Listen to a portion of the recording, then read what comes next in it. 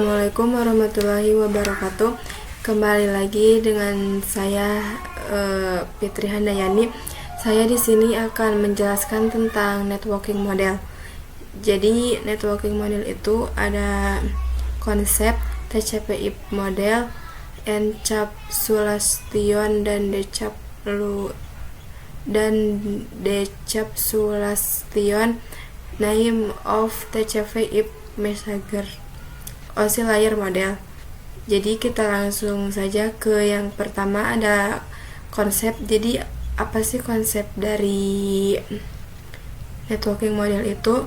Jadi konsepnya itu adalah jaringan komputer mengacu pada perangkat komputasi yang saling terhubung serta dapat bertukar data dan berbagi sumber daya satu sama lain. Untuk terjalinnya proses bertukar data tersebut diperlukan aturan yang mendefiniasikan bagaimana kumpulan komputer agar bisa saling berkomunikasi. Nah, aturan tersebutlah yang disebut dengan networking model. Jadi, bagaimana setiap vendor dapat saling berkomunikasi dengan open standard networking model yang tersedia. Untuk saat ini, open standard networking model yang tersedia dan terkenal ada dua, yaitu TCP/IP model dan OSI model. Terus yang selanjutnya ada konsep before open network model exist.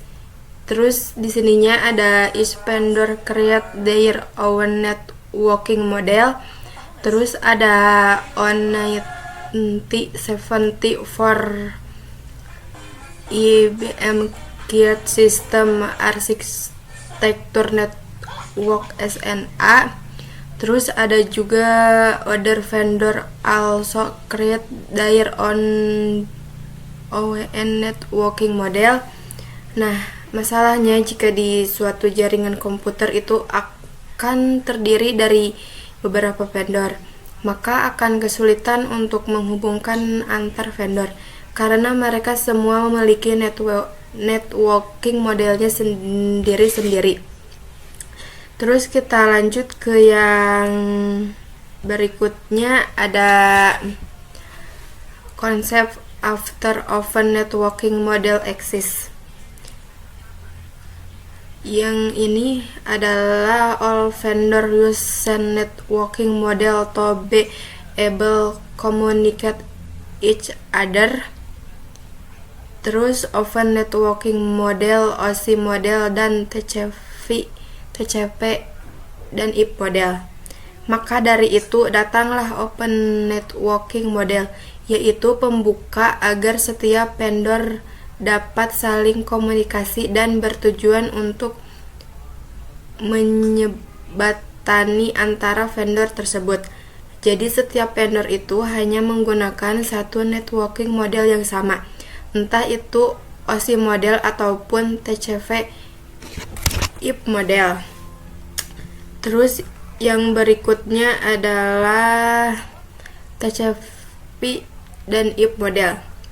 Nah, TCP/IP model merupakan jenis networking model yang saat ini common digunakan. Jadi TCP/IP itu mendefinisikan suatu protokol agar antar komputer, utamanya yang berbeda network, itu bisa saling berkomunikasi. Nah, untuk membantu dalam memahami setiap network, model itu dipecah menjadi bagian-bagian kecil yang disebut sebagai layer. Secara dokumentasi, TCP/IP model terdiri dari 4 layer. Namun, penerapan dalam real network TCP/IP model lebih mudah untuk dibagi menjadi 5 layer. Yang berikutnya ada TCP/IP application layer. Nah, application layer berfungsi sebagai antar muka dengan aplikasi, mengatur bagaimana aplikasi dapat mengakses jaringan dan kemudian membuat pesan-pesan berskala. Di antaranya contoh service dari application layer itu seperti HTTP, VOV3, SMTV, IMAV, SSH, DCB. Dan di sini juga ada HTTP, itu digunakan ketika kita mengakses suatu web server kayak di sini. Terus TCP IP transport layer. Nah, fungsi dari transport layer adalah menyajikan dan memberikan server ke aplikasi layer transfer data. Untuk transfer layer terdapat dua protokol yang sering digunakan, yaitu TCP dan UDP. Nah, salah satu mekanisme yang disediakan oleh transport layer khususnya pada TCP itu adalah error recovery mechanism. TCP error recovery kayak yang di bawah ini bisa dilihat juga. Terus kita langsung saja ke yang berikutnya adalah TCP IP network layer. Untuk network layer hanya terdapat satu contoh, yaitu IP. Dan IP menyediakan dua fitur yang sangat penting, yaitu addressing dan router, yang dimana berfungsi untuk menangani konektivitas dan pemilihan jalur. Setiap perangkat jaringan memerlukan alamat unik di jaringan. Nah, ini ada addressing. Jadi kalau yang addressing itu bahwa IP address itu sendiri, yaitu memberikan nama pada perangkat di jaringan komputer. Ada juga routing. Routing salah satu fitur yang disediakan pada IP di bagian network layer, yang bekerja layaknya kantor pos mencari rute tercepat untuk sampai tujuan. Yang berikutnya TCP IP data link layer dan physical layer. Data link layer mendefinisikan protokol yang dibutuhkan pada physical layer. Salah satu fitur pada data link layer ialah VCS, prime sequence, yaitu error detection mechanism, hanya mendeteksi error tanpa recover. Addressing yang digunakan pada data link layer adalah MAC address. Terus ada physical layer, mendefinisikan cabling pada suatu jaringan komputer. Mendefinisikan secara fisik apa yang digunakan untuk menghubungkan antar drive. Kita lanjut. Di sini ada encapsulation dan decapsulation, yaitu decapsulation itu proses membungkus data dengan header pada data di setiap layernya. Adapun decapsulation maka itu sebaliknya. Nah, di sini juga bisa dilihat,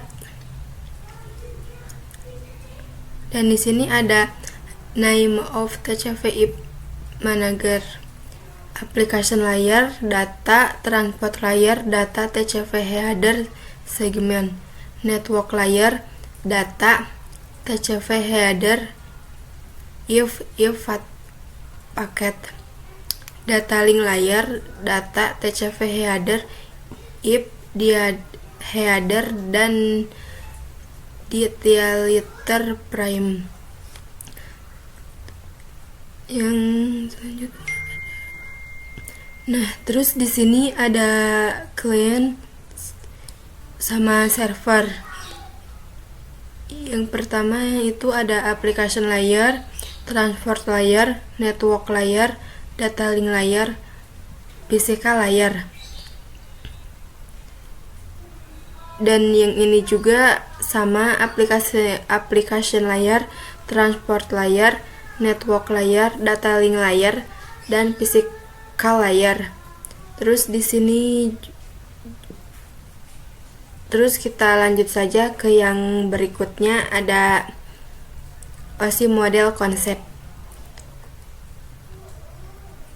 Nah, jadi OSI model konsep itu untuk saat ini model yang sering digunakan hanya TCP, IP, karena untuk dari sisi perkembangan protokolnya, modelnya TCP IP lebih dominan dibanding OSI layer. Namun OSI layer biasa dipelajari karena mudah dipahami. Sebelum networking model ada, setiap vendor membuat dan memiliki networking modelnya masing-masing. Karena setiap vendor memiliki networking model yang berbeda-beda, maka komunikasi antar vendor sulit dilakukan. Jadi usaha untuk membangun suatu jaringan komputer sangat gede. Banyaknya vendor tadi itu bagaimana upaya agar tetap bisa berkomunikasi dengan baik antar vendor satu dengan vendor yang lainnya. Oleh karena itu, dibuatlah sebuah model atau sebuah standar atau spesifikasi minimum oleh ISO, International Organization for Standardization, pada tahun 1984, yaitu dengan nama OSI, Open System Interconnection, atau bisa juga disebut OSI 7 Layer Model. Terus ada juga OSI Model Layer. OSI Model Layer adalah ini application, presentation, session, transport, network, data link, dan physical. Terus di sini juga ada lower layer berkaitan dengan user interface, data formatting, dan communication session 1-4. Terus ada juga over layer berkaitan dengan bagaimana data link mengalir 5 dan 7. Terus kita lanjut saja. Di sini ada application layer untuk menumpang aplikasi untuk berkomunikasi melalui jaringan. Terus presentation layer untuk membuat data sehingga dapat dikenal di penerima. Session layer membentuk koneksi kemudian membentuknya ketika seluruh data telah terkirim. Transport layer mengatur no control, acknowledgement, dan pengirim ulang data jika diperlukan. Network layer menambahkan alamat jaringan pada paket. Data link layer menambahkan MAC address pada paket. Physical layer mengirimkan data melalui media transmisi.